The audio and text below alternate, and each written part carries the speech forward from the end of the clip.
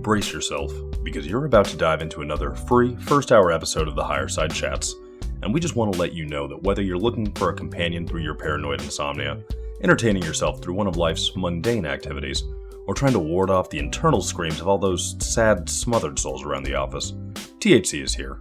And you should know that every episode of the Higher Side Chats has an entire second hour for Plus members. Sign up at thehighersidechats.com and you'll get years of Plus show archives, lifetime forum access, a special invite to Greg Carlwood's monthly joint sessions, MP3s of THC music, bonus episodes, tour videos, and 10% off t-shirts, grinders, and whatever else ends up in the Higher Side store. It's $8 a month that you won't miss, so become a Plus member and treat yourself in these troubled times. Always action-packed and commercial-free, which means you'll unfortunately never hear my voice again.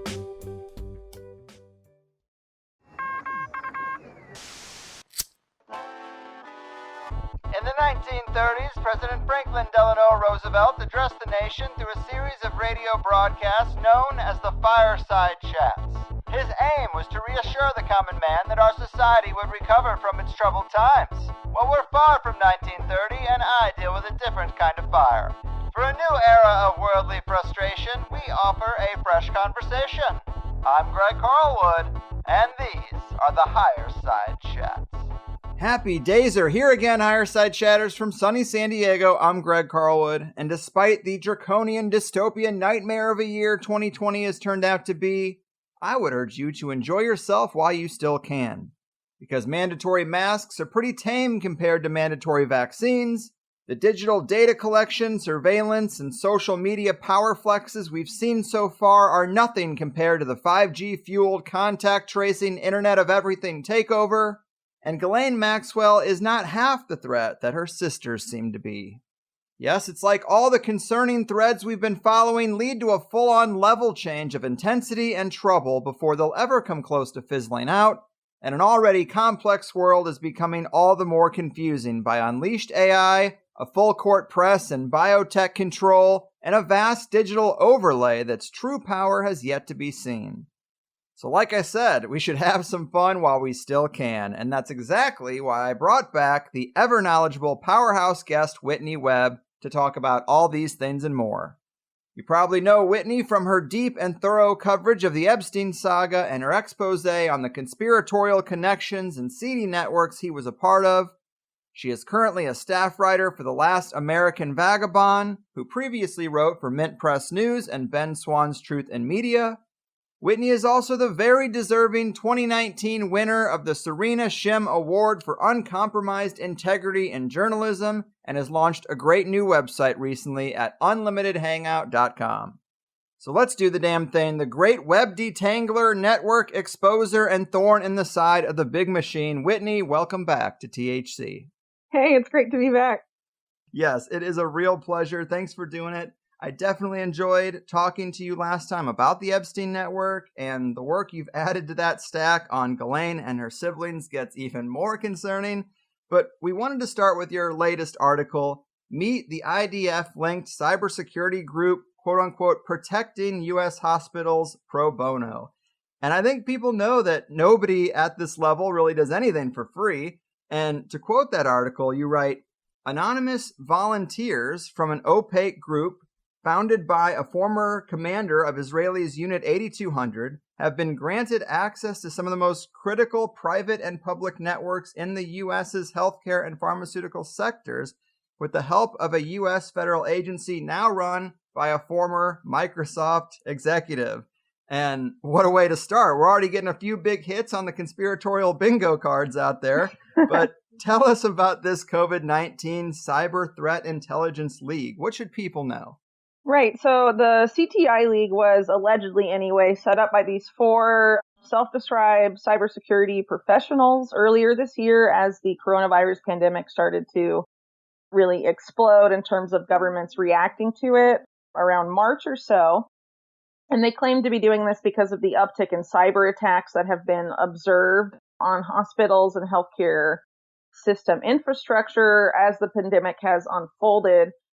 Even when these events are reported on, a big part of that is also the fact that there have been a lot of budget cuts to hospitals, both before and during the current coronavirus crisis that have led a lot of IT staffers to been laid off. The other side of that, of course, being that HHS, the Department of Health and Human Services, has really used the pandemic to consolidate control over how patient data is handled in U.S. hospitals, clinics, and healthcare facilities, basically consolidating control over patient data by HHS itself or a series of contractors, the main one of which is very secretive and has only really existed since the September 11th era, since 2001, and has been contracting with HHS ever since. Basically, these cybersecurity professionals were claiming to fulfill this void left by the lack of, IT staffers protecting them. They offered their services for free, and they are now directly partnered with the U.S. government as well as U.S. law enforcement agencies. Their main partner in the U.S. government is a relatively new agency overseen by DHS called CISA, which is currently headed by a guy named Chris Krebs, who used to be Microsoft's vice president for cybersecurity before he was chosen to fill that role. And it's very interesting that half of the 4 founding members of the CTI League are also Microsoft cybersecurity researchers and workers that run its security research center. Yeah, this is so interesting because I think people have heard whispers of cyber attacks this year with so much going on. It's hard to even get down to that level, but I don't think people have heard the extent of what's going on. You write, over the past several months, 80% of healthcare institutions in the U.S. have reported being targeted by some sort of cyber attack, ranging from minor to severe, with an uptick in phishing attempts and spam specifically. Most of these attempts have been aimed at illegally acquiring troves of patient data, ding, ding, ding. Right. Including the recent hacks of hospitals in Chicago and Utah. About 20% of the hacks and cyber attacks reported by hospitals and medical facilities since March directly affected the facility's capacity to function optimally, with a much smaller percentage of those including ransomware attacks. I mean, this sounds like a big problem, but there are reasons to believe that these are sort of false flag attacks being blamed on foreign nations, right? Yeah, well, I certainly think that's possible. One reason I didn't really mention in the article is the fact that all this focus on patient data, not just by the federal government, like I mentioned, by HHS, it's also been a huge focus of Silicon Valley, which is currently in this huge, I guess you could call it, Cold War of sorts over artificial intelligence, trying to get as much data as possible and beat Chinese AI companies. Microsoft is at the center of that. And of course, here they are basically offering their quote unquote services for free to all these healthcare institutions, while at the same time you have the federal agency in charge of protecting critical electronic infrastructure in the United States, including the healthcare system and the voting system, all being run by a former Microsoft executive. And then on the other side of this, we also have another figure who is basically the original founder of the CTI League and its most public face, its spokesperson as well, a guy named Ohad Zaydenberg, who currently works for the cybersecurity firm based in Israel called Clear Sky, but he is a former commander in Unit 8200. He started off in that unit as an analyst of Persian cyber activity, meaning Iran, right? And then later became a commander in that unit, overseeing, I think, almost 100 soldiers, all focused on Iran specifically. He claims to still focus on Iran as a strategic intelligence target, and has actually been at the center and often the sole source of accusations that have linked Iran's government to cyber attacks in the past, most recently the hack of Gilead Pharmaceuticals and its antiviral drug remdesivir, which has been recommended and used against coronavirus since this really started back in March. It's also worth pointing out, too, that Gilead has a lot of ties to the U.S. establishment, specifically the Pentagon. It used to be headed by Donald Rumsfeld. What's interesting is that the timing of this hack, which was discovered by Zaydenberg and allegedly thwarted by him, is that Gilead is part of this consortium of several pharmaceutical companies, of which Gilead is one, that is also partnered with CTI League. Wow. And yeah, you get into such detail about the companies that Zaydenberg has worked for. I guess they always are changing their name. It's always confusing, this kind of stuff. But this long history of fraud and espionage targeting the U.S. federal government, and it's just a very concerning history. And when you fold in that history, it's like, well, what are they doing now? Probably they're not up to any good. Right. I definitely think that's a fair conclusion to draw from what we're looking at. I mean, it's very rare that cybersecurity professionals at major high-paying companies that make like six figures a year would just suddenly be like, yeah, we're going to do this stuff for free, especially an ex-Unit 8200 member. The salaries offered to them for their private startups and things like that. I mean, this is reported on Israeli media all the time that they are offered, astronomical figures per hour of their time. And so it's just kind of odd that they would offer all this stuff for free. And of course, they're also advertising the fact that they're focusing on healthcare institutions, but more recently, they have been seeking to help protect other critical infrastructure in the United States, like dams. Iran and Clear Sky, Ohad Zadenberg's company, have also accused Iran of hacking a dam in New York not that long ago. It's worth pointing that out. They're also looking to, quote unquote, protect nuclear reactors and a bunch of other aspects of U.S. infrastructure, which is, just kind of odd that this is all being sort of approved of essentially by the U.S. government, being done in partnership with them. But, what's weird is that I've been talking about these 4 founding members, right? But no one knows who the other members are. CTI League has 1,400 members right now, estimated according to their own figures, coming from a bunch of different countries around the world. And basically all you had to do to get in is to sign up, and your entrance into the group is approved by one of the 4 founding members who were, Microsoft or, ex-Unit 8200, still currently working with a company with links to Israel's government, right? So any of those guys can just say, yeah, come on in, and give them entrance to the operations of this league, which, as I said earlier, is, partnered with a lot of key parts of critical health infrastructure in the U.S. and is seeking to expand that now. They're also involved in helping the government fight against disinformation, right, related to COVID-19, which includes things like people organizing because they oppose quarantine measures or mask measures, things like that, which of course could very well be organic and not disinfo campaigns tied to a state actor, given a lot of the stuff that's been going on over the past several months in relation to information that's come out about mask mandates, about, are lockdowns really worth it, among other things. It's basically suggesting that that's all made up from their perspective. Wow. And on the Microsoft side of the CTI League, you do mention in that article Nate Warfield and Chris Mills, who both work for the Microsoft Security Response Center.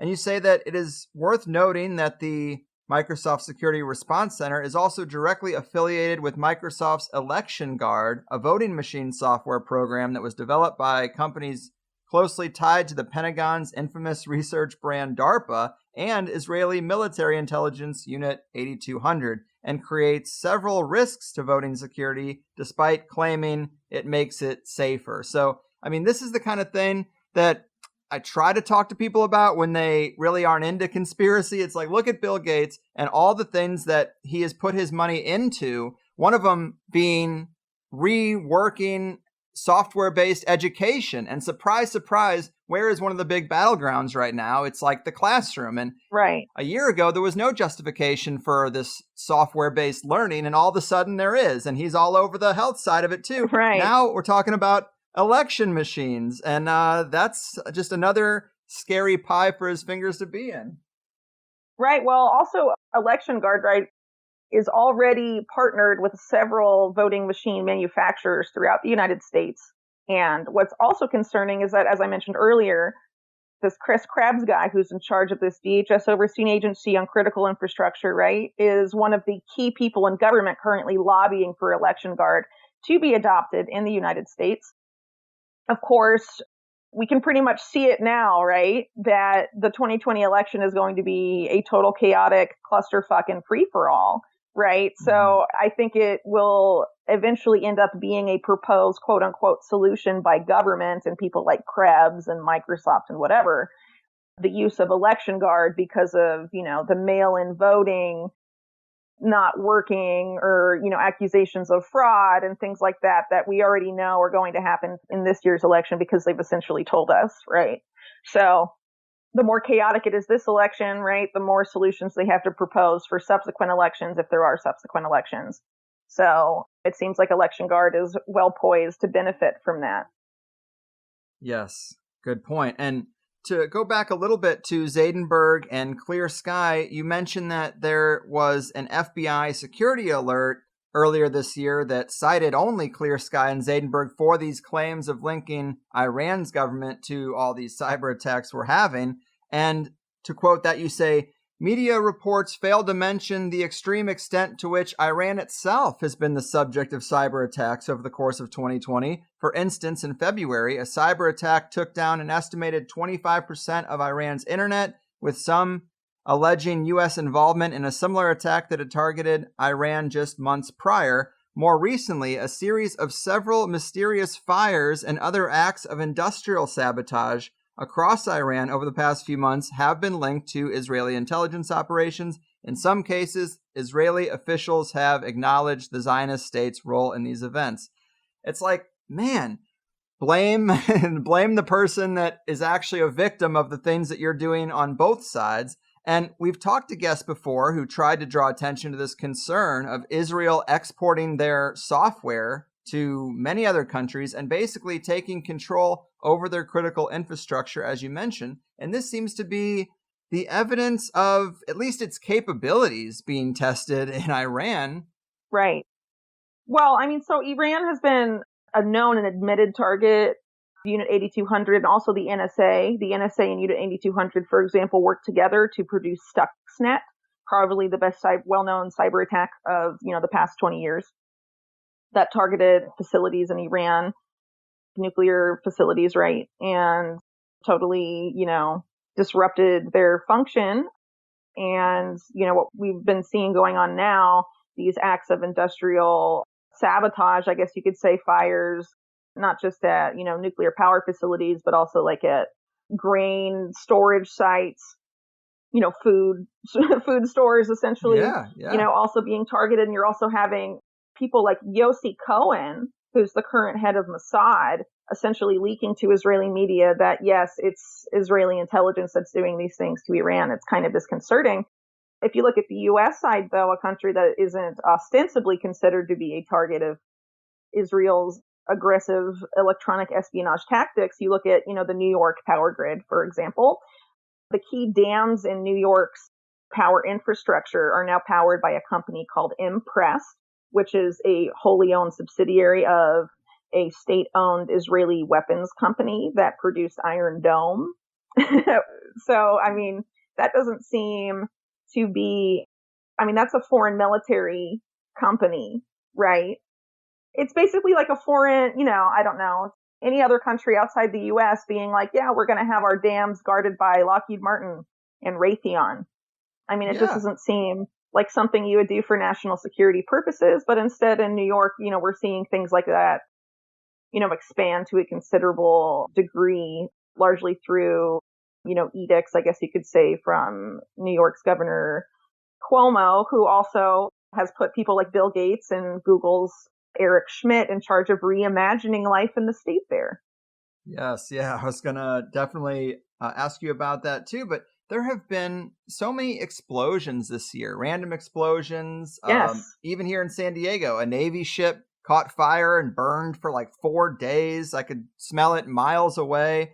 And it's like, how many of these are related to some kind of digital attack, some kind of software-based attack, and how many are just organic accidents? And it makes you wonder, because you can look at these photos where people have compiled all the weird explosions, and it's a lot. It's a lot for only being halfway through this year.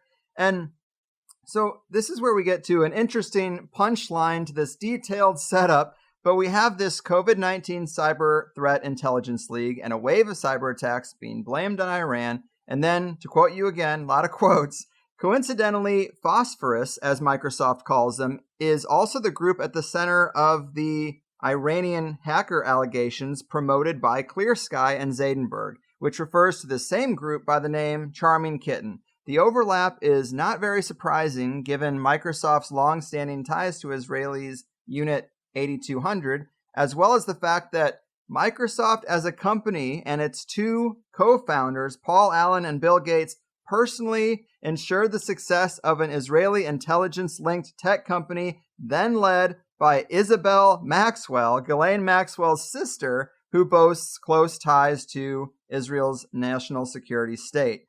It's like, wow. I mean, now we're off to the races, looping in the Maxwell family, but we talked about her dad in the past and the Promise Software scandal. Right. And of course, the second generation is also involved in this very same stuff. And here's Microsoft's founders being the ones who are kind of championing this company and rising them to the top. It's like, what is going on here? Right. Well, the involvement of Bill Gates and also Paul Allen in preventing the collapse, essentially, of a company, Israeli company led by Isabel Maxwell, that all took place in the late 90s and early 2000s. But we do know that Bill Gates was associated with Epstein to some extent by as early as 1995, and that a 2001 article from the UK's Evening Standard reported Epstein having made millions of dollars from his business links with Bill Gates. This has been completely ignored by mainstream media and also most of independent media, oddly enough. So what were those business ties? We don't exactly know, though in 1995, around this period of time, Ghislaine Maxwell's two sisters, who are twins, are Christine and Isabel. They had a company along with their two ex-husbands called the McKinley Group, which has this search engine, sometimes referred to as the first search engine, called Magellan. It actually ended up having several deals, very lucrative deals with Microsoft in 1995. What hasn't been reported about that company is that Ghislaine Maxwell had a major stake in that company, and in the late 90s frequently referred to herself as a, quote, internet operator when asked by the press about her job. This is, of course, before any of her activities with Epstein related to sexual blackmail or human trafficking had gotten any sort of attention at all. And these were press people asking her about her activities in relation to, like UK tabloids that would occasionally write articles about the Maxwell family in relation to the notoriety, I guess you could say, of their father, Robert Maxwell, right? So at some point, the person responsible for hammering out that deal between the McKinley Group and Microsoft, that would have been Isabel Maxwell, who was the vice president of the company and engaged in those types of deals with different partners, company partners during that time, right? So at some point, she becomes the head of this president of this company called ComTouch, which is Israeli, created by former IDF guys and largely funded by the first venture capital fund set up as part of an Israeli government program that was about investing more in high tech and creating a high tech ecosystem that would eventually be spread out to other countries. Basically, the policy that is, the consequence of which are things like CTI League and Cyber Reason, NSO Group, and all of these things, right? So at some point in the late 1990s, right, she's in charge of ComTouch. ComTouch is going to go public at some point, but there is a lot of controversy about it. And the way its IPO is rescued is from this massive announcement, very conveniently timed announcement of a large investment in the company by Paul Allen from two different sources of his.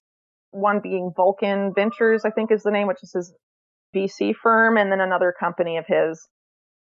So what's interesting there is that Paul Allen, a few years later, it was revealed that he was part of this very secretive social network with Epstein and Naomi Campbell and a lot of these other people that have been seen from photographs provided by Virginia Roberts, for example, Naomi Campbell, Ghislaine Maxwell, Epstein all partying together and things like that. So that social network, apparently Paul Allen was part of that group. But you also have Bill Gates making a considerable personal investment, apparently through the Gates Foundation, to this company, or purchasing a stake in their stock rather, and then Microsoft going through with a purchase. I forget exactly how many thousands of shares in this company, but enough to really put it on the map. And actually, Isabel Maxwell said that it was Microsoft's interest in ComTouch that ended up putting them on the map. And ComTouch was basically running in the background of numerous private multinational corporations as part of their infrastructure of email. right? So it basically gave, if it was used for this, and based on her father's history with the Promise software and all of that, I mean, you can speculate as much, right? An essential backdoor into the emails of anyone that would use it, which also included some government partners and also ended up partnering with one of Microsoft's early Hotmail clients and things like that, right? So, definitely a lot of espionage value there. It's worth pointing out that Isabel Maxwell also said the weirdest quote about Bill Gates. She has a British accent, sort of a British accent, right, when she normally talks. But she was telling this Guardian reporter about her relationship with Bill Gates, and the guy describes her as purring and using a fake Southern Belle accent when talking about Bill Gates and how she personally convinced him to give her his money, basically. It's a real trip to read that. For anyone that's interested, it's in my last article on Isabel Maxwell. It's definitely worth reading it for yourself. But definitely very bizarre, especially when you consider that Isabel Maxwell, for example, her son ended up being made the chief of staff of the Middle East desk at Hillary Clinton's State Department during the Obama administration, which is pretty weird considering the Clintons' relationships to all of these, to Ghislaine Maxwell specifically in the Epstein scandal, that she would appoint this guy, the son of Isabel Maxwell, who was 25 at the time, right, to this position right when Arab Spring is going on. This is especially significant when we consider the fact that Isabel Maxwell, much more than Ghislaine even, right, is quoted in numerous articles as talking about her great interest in the state of Israel and political Zionism, her close friendships with her quote-unquote father's circle in Israel, including former Israeli Prime Minister Shimon Peres, who she personally toured around Silicon Valley, Ehud Barak, who was also close to Epstein, numerous other heads of state. She also at one point had a relatively close relationship to the son of Itzhak Shamir, who was also a Israeli prime minister that was previously employed by Robert Maxwell. Right. So definitely a tangled web. And so she's very open about her, affiliations. And she, in a separate article, talks about how her son Alex, that was put in this key role at the State Department, was also very interested in pro-Israel policies. So it's interesting he'd be placed in the State Department at that critical juncture of the Arab Spring and whatnot, in which the State Department, the CIA, and Google, among others, were intimately involved, right? It's definitely a very interesting rabbit hole to go down, the Maxwell sisters. Of course, the other one on the other side, Christine, actually got involved in creating a company called Gilead that was essentially just like Promise, essentially a successor to Promise, that she co-founded with a active CIA officer. I'm not going to go too much into that today because I'm going to be doing a big report on it, so I don't want to give too much away before I get it out on paper, right? But essentially, this company, Gilead, is the link between Promise and what is basically Promise today, Palantir, Peter Thiel's company. Because there was a time right after 2001, right after the September 11th attacks, where there was a call to redo big data in the national security state at the FBI and the intelligence community and whatnot. And it was Gilead, this Christine Maxwell created company, that filled that void for a period of several years. It's not around anymore. And of course, Palantir, during this period of time where Gilead was created by Christine Maxwell and the CIA officer named Alan Wade, Palantir is incubated by the CIA with InQtel money, and Palantir's only client is the CIA until 2008, and then now is one of the largest government contractors in the United States to all 17 intelligence agencies and most of the other federal agencies, to be honest. So definitely really crazy that they haven't gotten more attention, especially considering, that like Christine Maxwell, for example, also very involved in Ghislaine's rather odd, quote unquote, philanthropic activities like the Terramar Project. Christine Maxwell intimately involved in that. And before the Terramar Project, which of course involves oceanic philanthropy, they say, right? Isabel Maxwell and her last husband, Al Seckel, had attempted to create something called the Blue World Alliance, which was essentially Terramar, years before Terramar happened. And apparently that flopped. It was partnered with the World Economic Forum. And then eventually, I guess became the Terramar Project that was run by Christine and Ghislaine Maxwell. Wow. It's impressive you keep all this straight. And when you consider the timeline with Bill Gates and Ghislaine and Epstein, Do you think that the Epstein-Ghislaine honeypot blackmail operation was responsible for securing this alliance? Like the game works where Ghislaine compromises people like Bill Gates and then blackmails them into making deals with her sister's companies and getting this software into critical infrastructure in the United States. I mean, this seems like the 1-2 punch of the Maxwell family. It's like before we didn't really have a strong catalyst or motivation for Bill Gates being involved with Epstein, but this seems like it. Yeah, well, at least in the earlier years, right? Because, the official narrative, the mainstream narrative, right, is that Bill Gates and Epstein didn't meet until like 2011, even though, like I just said earlier, there's mainstream media articles from 2001 talking about Epstein and Bill Gates being business pals throughout the 1990s, right? So obviously, we don't have all the information about those ties available. There have been considerable efforts to really scrub those from existence. But I think what you laid out is essentially something that very easily could have happened. Though I think to an extent, right, you have to look at who the targets of the Epstein sexual blackmail network really were.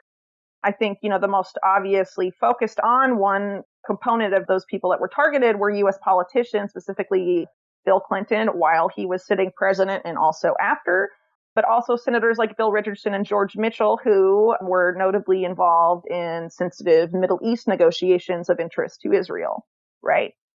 So I think that's one side of it, and that's been what most of the focus has been on. But if you look at the links between the Maxwells and also Epstein to technology companies throughout the same period of time, it's definitely significant. And you consider the fact as well that after Epstein left prison the first time, you see him in 2012 begin to rebrand as a tech investor, become very involved in Silicon Valley, and later go on record saying about how he has all this blackmail on Silicon Valley's biggest names. While 2012 is also the year where this is openly admitted now in Israeli media by Israeli government officials and intelligence officials. 2012 is the year where units in Israeli military intelligence, like Unit 8200 and also Mossad, as a separate intelligence agency, right, began outsourcing operations that they described as previously being done in-house into essentially front companies, offshoots, privatized offshoots, right, that would then start performing those operations previously done by Mossad or previously done by Unit 8200 or what have you. We know for a fact that one of those companies is Black Cube, right, which was tied to Mossad, but is a private company. It used to be headed by Meir Dagan, the former head of Mossad, before his death, or their chair was the chairman of their board, right?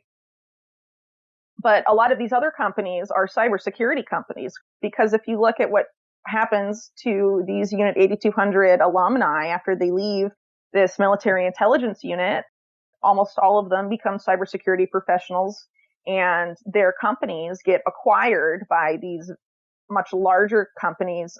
Microsoft in particular has been gobbling up these companies for years. Microsoft was the first of the Silicon Valley behemoths to establish an R&D center in Israel. They did so in, I think, 1989, but definitely by the early 90s, they were very involved there. And today you have Unit 8200 alumni in charge of very sensitive and important operations at Microsoft. For example, the head of their entire Azure cloud is a former Unit 8200 guy named Asif Rappaport. And there's just numerous program leads and executives that are all from this particular unit in the Israeli military. Wow, it's just so much, but it starts to paint a pretty clear picture when you go through all these great articles that you've written. And we know that, as you said, Christine and Isabel both held senior positions at the Israeli front company that facilitated the promised software sale to U.S. national laboratories at the heart of the country's nuclear program. Like, that's what the promised software was involved with. But I'm not sure about any kind of fallout. Was there ever fallout or consequence to that scandal? It's not like we had a nuke go off or something, but did they just collect a bunch of data? Was it discovered before it was too late? Like, what kind of fallout happened there so that we can kind of maybe draw a parallel to the kind of fallout that could happen now, given the software being integrated into our systems? So I've spoken to a couple different sources about Promise software over the past year or so, and I've definitely learned about some of the systems that were compromised, but I'm not 100% sure that information is publicly okay to release, but definitely there were military key elements of the U.S. military, as particularly as it relates to nuclear weapons, that were compromised by the backdoored version of Promise that was sold to Los Alamos Laboratory by Robert Maxwell during the late 1980s, or I think it was the mid 1980s actually, which is definitely, this is also the same period of time where the Pollard affair, the Jonathan Pollard affair was going on, and both of those had the same, I guess, head guy back in Israel, you could say. Rafi Eitan was overseeing both of those operations. Robert Maxwell, or the Promise software, and Robert Maxwell's selling of that software around the world, that was overseen by Eitan. So in his handler, he was also the handler of Jonathan Pollard, who was taking secrets about U.S. nuclear weapons and all of that from the Navy, I believe specifically. He was like a naval intelligence officer, if I remember correctly. So what's crazy is that a lot of the things that were compromised are known, but remain classified and have not been made public. So we don't actually know the full extent. We just know some of the systems that were compromised. Gotcha. From the investigations of, Inslaw Inc., which originally created the Promise software that was later stolen by Department of Justice and Rafi Eitan and others, and who were involved in the litigation attempting to have some sort of accountability for this theft and the resulting scandal. Come about later, of course, this was all essentially covered up by Bill Barr when he was Attorney General the first time, and now he's Attorney General now. So, some nice continuity there. There was also a report called the Bua Report, named after I believe it was a senator with that last name that had written that, which was essentially debunking, claim to debunk the case that illegal activity had taken place in relation to the Promise software. Of course, the responses, lengthy responses and well-sourced responses to those claims by Inslaw Inc. and other people, of course, were essentially ignored, and Bill Barr just put the lid on that. And the Clinton administration, when they came in like 93, they also made no effort to investigate, despite the efforts of Inslaw Inc. and others, right? So definitely something that was memory hold and covered up, but it's worth pointing out that as it was starting to come out in the late 80s and early 90s, what had transpired with that, you have in 1991 a series of deaths tied to the Promise software scandal. You have Robert Maxwell's death. You have the death of Senator John Towers, who was the guy that got Maxwell into Los Alamos to make that sale and facilitated a lot of the shadiness of the Promise software and its introduction into sensitive U.S. systems. He died in a rather suspicious plane crash. I think not long after Robert Maxwell died. You also, of course, have the death of Danny Casolaro that year, who was set to publish his book on the so-called octopus, which included a lengthy section, from what I understand, on the Promise software scandal. And you also have the death of one of his main sources, Alan Standorf, who was found beaten to death in a field during 1991 as well. So it definitely seemed like there was an effort to tie up loose ends to some extent. God, man, it's just like this whole Maxwell operation is just steamrolling all of our politicians, all the big movers and shakers, because you bring them out to the island, you compromise them, and then you just get whatever you want. Just barge your way right in to the big party. It's really insane. And you also say in one of those articles that Robert Maxwell had 7 children, and 5 of them took on different aspects of their father's vast profile. Yes. We talked about Christine and Isabel. Is there anything to say about the other kids that might be into shady stuff? Well, the other kids that are into shady stuff are Kevin and Ian Maxwell. Kevin was essentially the son that was most intimately involved with the financial crimes of Robert Maxwell. So you have basically his 3 daughters. There's 2 children not really affiliated with the family that had issues with the father or something else that split this clan. But the 3 daughters that stayed as a part of the clan, I guess you could say, right, all sort of took on these, either the Promise software elements of that, which they were involved in, Christine was anyway, and Isabel were, while Robert Maxwell was still alive. The front company he used to sell Promise to Los Alamos, for example, Christine was put in charge of that company right after that first sale was made to Los Alamos. Subsequent sales were made to other U.S.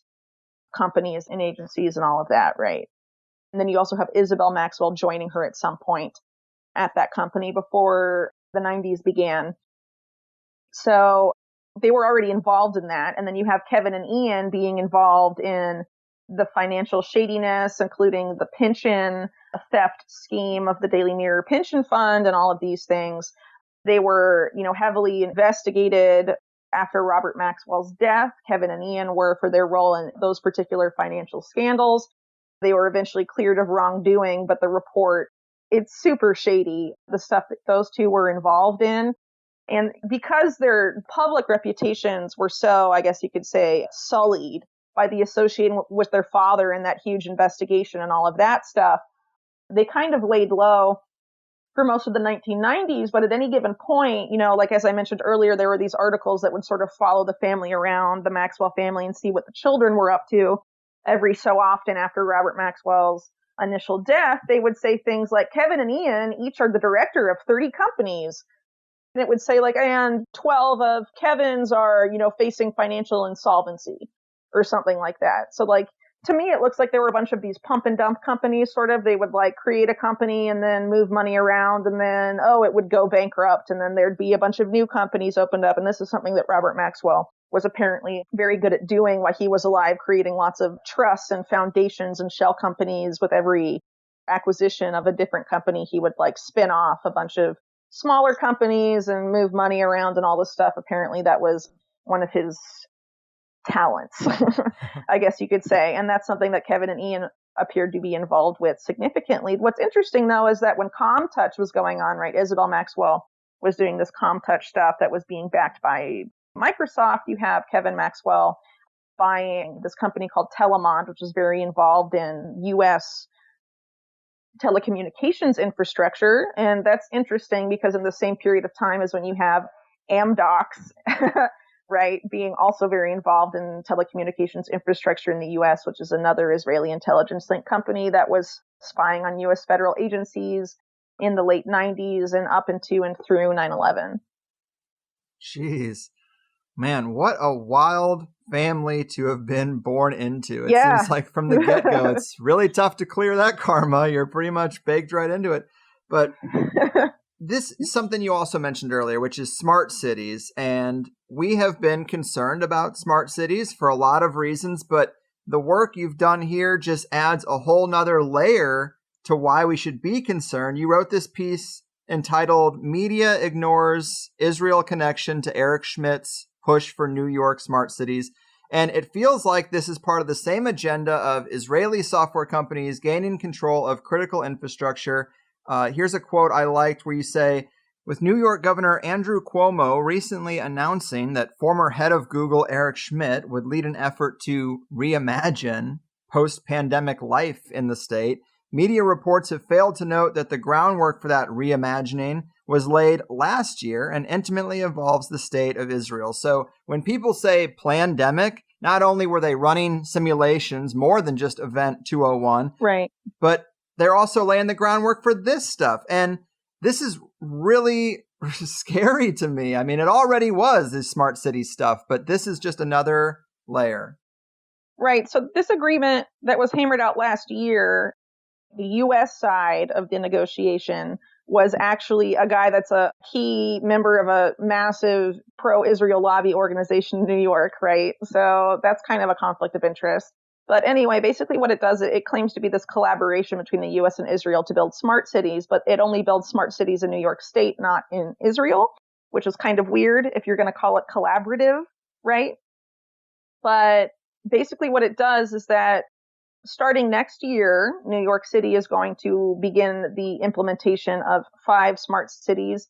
The locations for those 5 smart cities are set to be decided in the latter half of this year. I think they'll be announced in December, if I remember correctly, but the decisions are going to start being made sometime between September next month, right, and December. So that definitely is an agenda that we will see rolling out in New York, and with a large boost, I guess you could say, from these Israeli companies that have even before this deal with New York, were lobbying very heavily to be a key part of U.S. smart city infrastructure. One of these companies, of course, is Card by 911, which wants to be the 911 call system of smart cities in the future.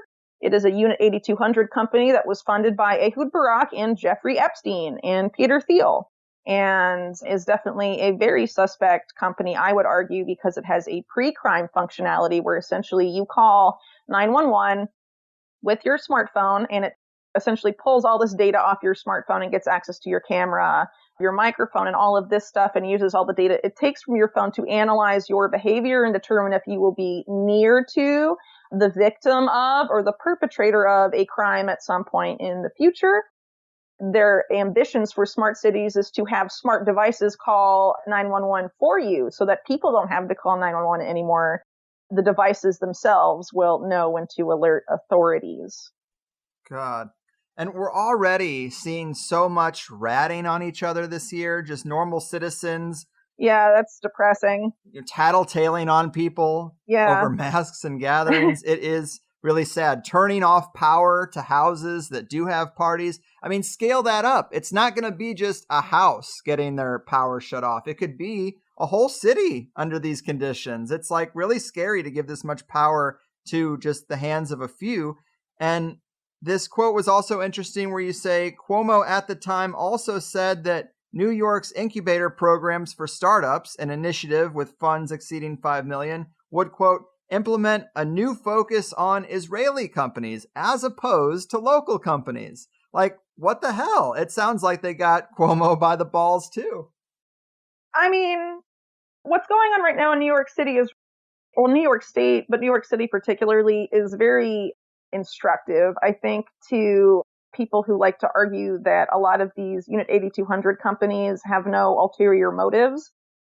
They are companies tied to Unit 8200 and also venture capital funds that are linked to the Israeli government are, thanks to Michael Bloomberg, now set to run these cybersecurity centers for New York City that will be used to benefit the state, I guess. And they were supposed to be U.S. and Israeli companies, but of course it's all Israelis in charge of choosing what companies get funded or are integrated into these cybersecurity centers.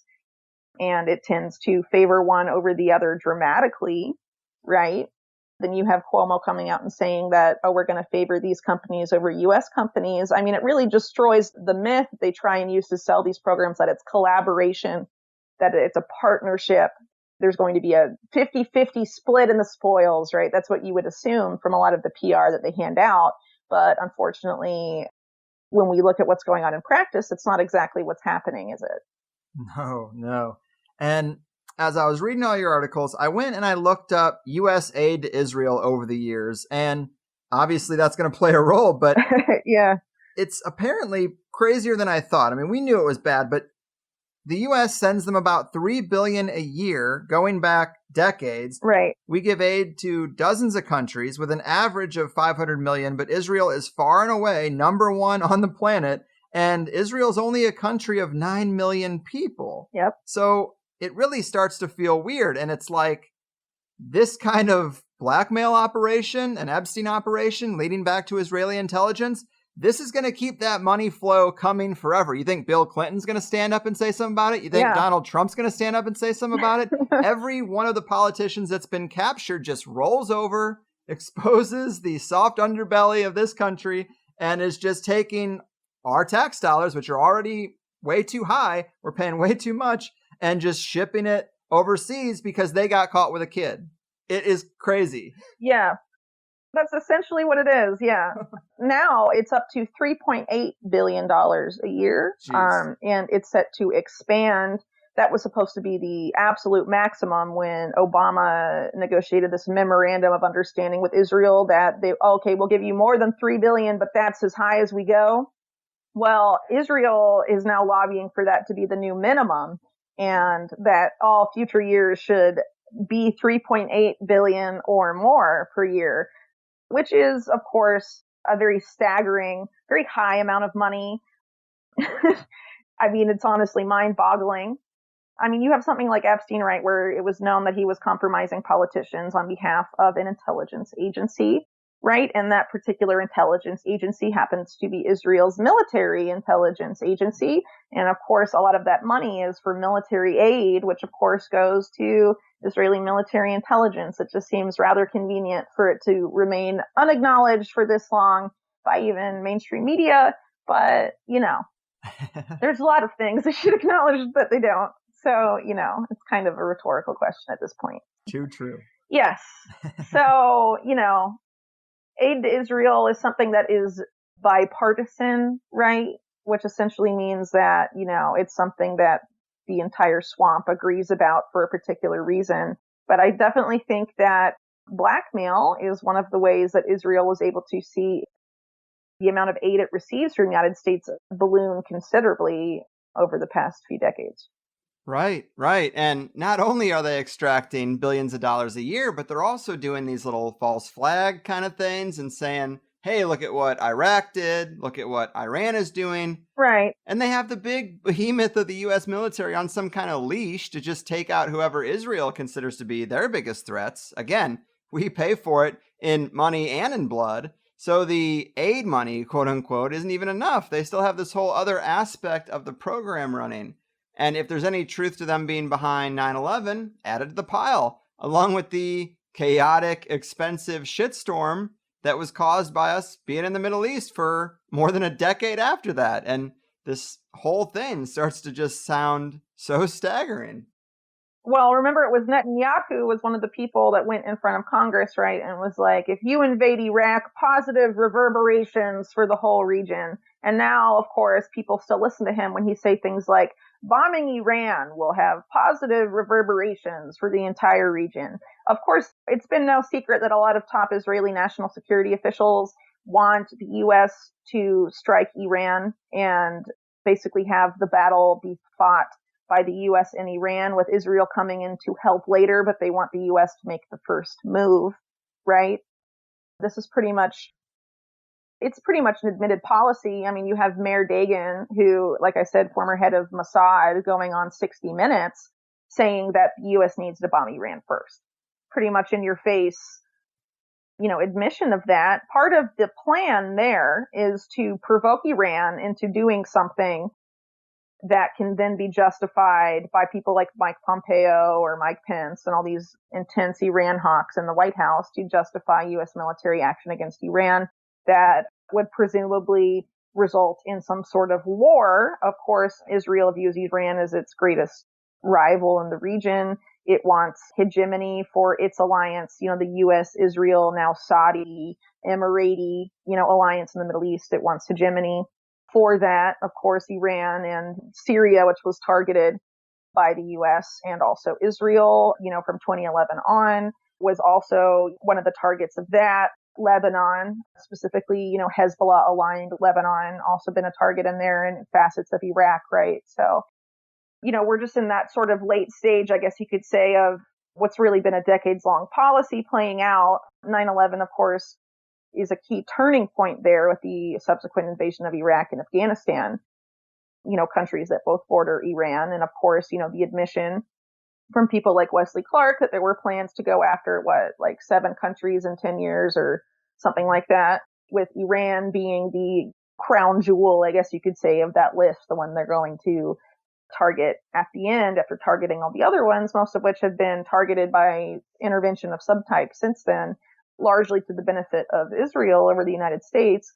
In the case of Syria, for example, you have leaked State Department emails where Hillary Clinton says the best thing we can do for Israel is help overthrow Assad, essentially.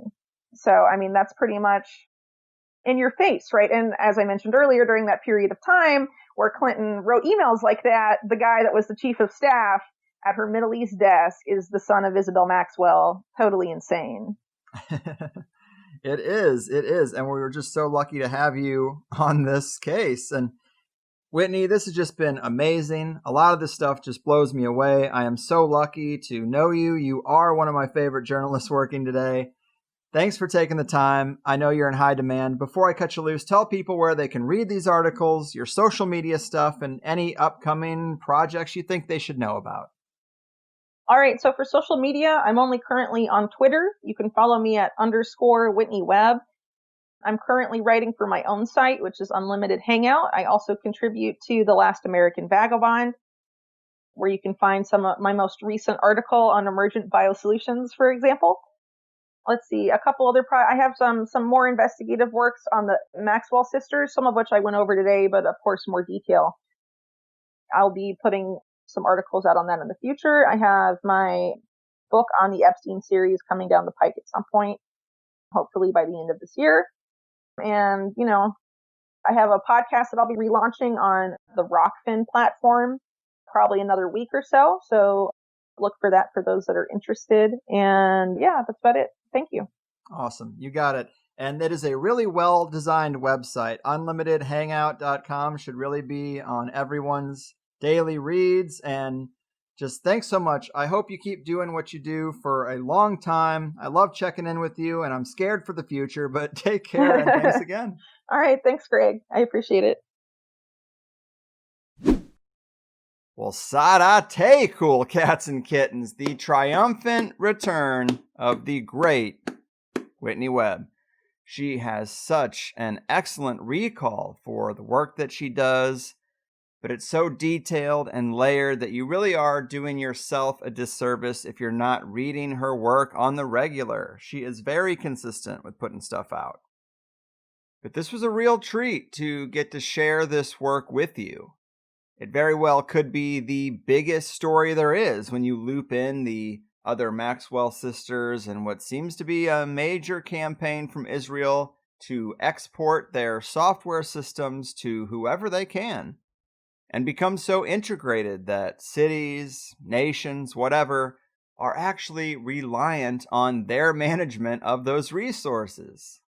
Because everything has software-based infrastructure and logistics management, nuclear facilities, water treatment plants, the electrical grid, of course, smart cities, as we talked about.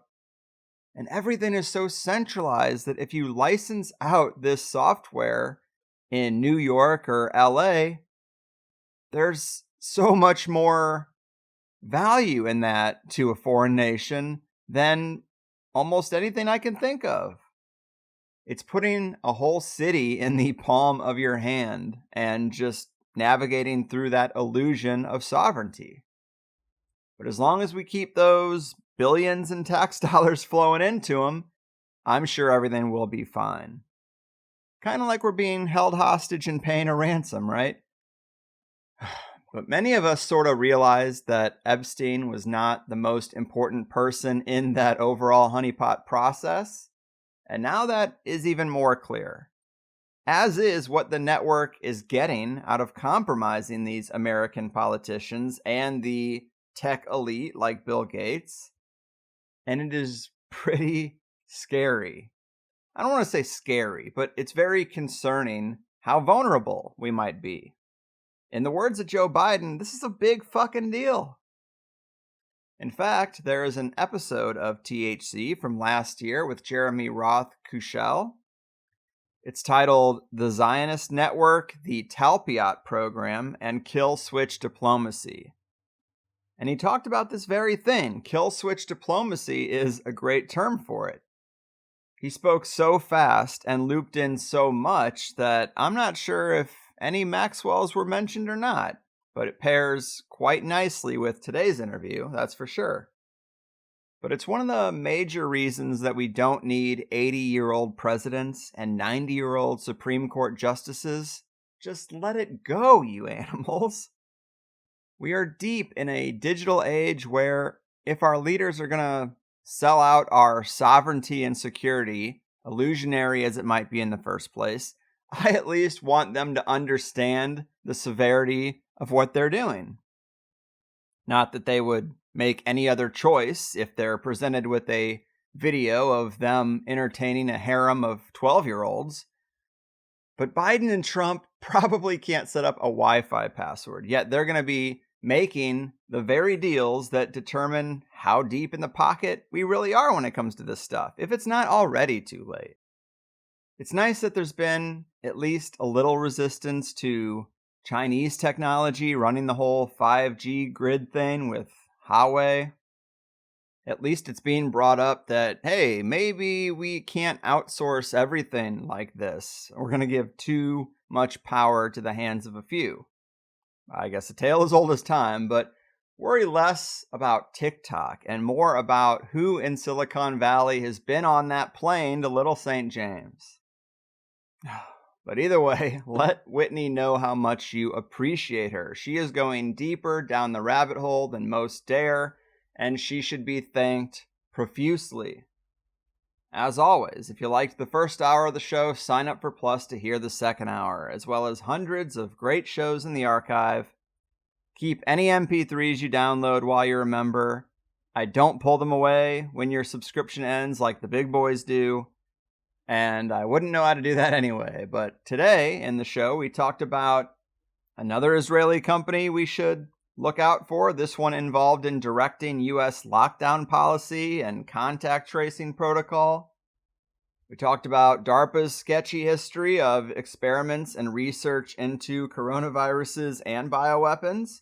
We talked about DARPA's Insect Allies program, emergent biosolutions vaccine manufacturing, and Whitney's interview with Epstein victim Maria Farmer. All very important stuff as well.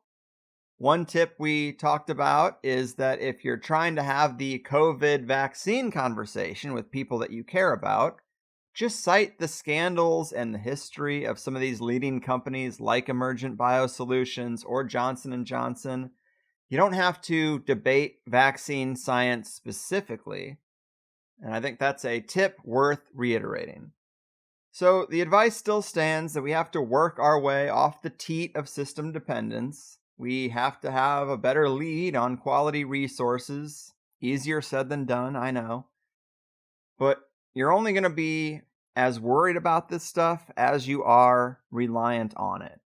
So think about that, Jack, and I'll catch you next time. I've done my part. Your move, infrastructure infiltrators, billionaire blackmailers, and villains of the global vaccination agenda. Your fucking move. I won't take it. No, I refuse. If it's alright, I'll keep my refuge. I've been scheming of bigger things and have to leave my old life behind. Gotta transfer to the inner earth. I built a box, built a hole, got a neat elevator. Going under, and now you'll find me in the bunker.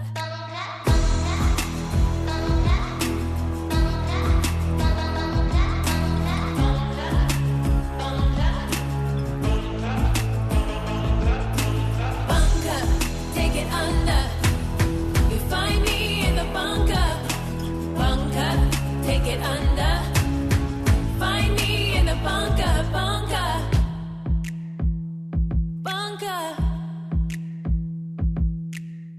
Yeah, they're laughing, elite classics, while they're scheming on the masses. Who do you think they are?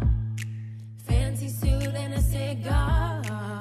Tell you the basics, they print your money. Got the Fed in your head, currency. Now they're smiling. And you're caged me. How this happened, how you don't see.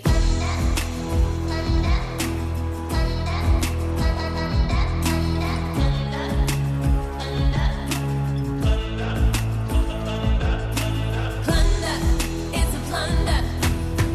Rape, pillage, and plunder. Plunder, it's a plunder. Rape, pillage, and plunder. Plans are simple. The best protection of all is the special shelter built according to specifications of your local civil defense organization.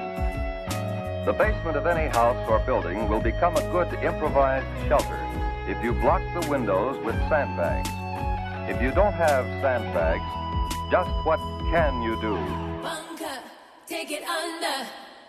You'll find me in the bunker, bunker, take it under. You'll find me in the bunker, take it under.